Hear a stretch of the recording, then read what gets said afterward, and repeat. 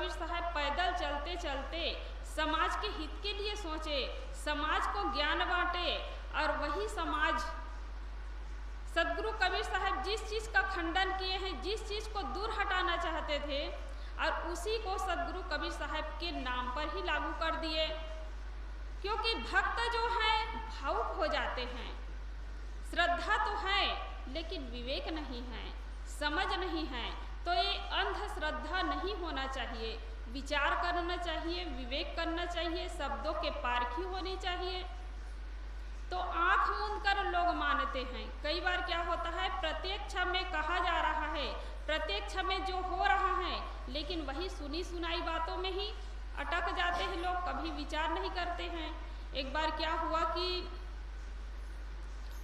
एक महिला थी, उसका नाम मतदाता सूची में नहीं आता था, तो केंद्र में जाकर के पता किए, साहब लोग बैठे हुए हैं, तो उनके पति जो है साथ में ले जाते हैं, पत्नी के साथ में गए दोनों। अब फिर साहब लोगों से पूछते हैं उनके पति कि मेरी पत्नी का नाम जो है मतदाता सूची में क्यों नहीं आता है। तो रजिस्टर खोल करके देखा साहब लोग, तो कहे कि तुम्हारी पत्नी का नाम तो मृतक की सूची में है, तो कहाँ से आएगा, मृतक की सूची में है। तब उनकी पत्नी कहती है कि मैं यहाँ सामने खड़ी हूँ, मेरा नाम मृतक की सूची में कैसे आ गया, मैं तो अभी जिंदा हूँ। तो उनके पति ने जोर से एक थप्पड़ लगाया अपनी पत्नी के गाल में और कहा कि बेवकूफ, इतने बड़े साहब जो है झूठ बोलेंगे क्या, इतने बड़े साहब झूठ बोलेंगे।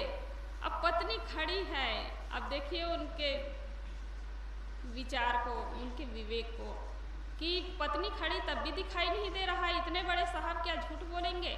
ऐसे ही बड़े बड़े गद्दी पर बैठ करके, व्यास गद्दी पर बैठ करके कहा जाता है कि दो दो कितना होता है, 4 होता है। तो व्यास गद्दी पर बैठे हो क्या कहते हैं, 2 2 5 होता है।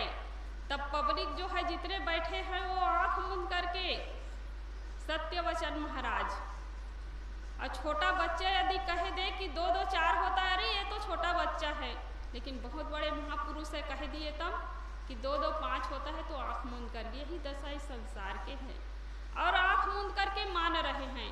तो सदगुरु कबीर साहब हमारी आंखों में उंगली डालकर जगाते हैं कि विश्वास न करो, विवेक करो।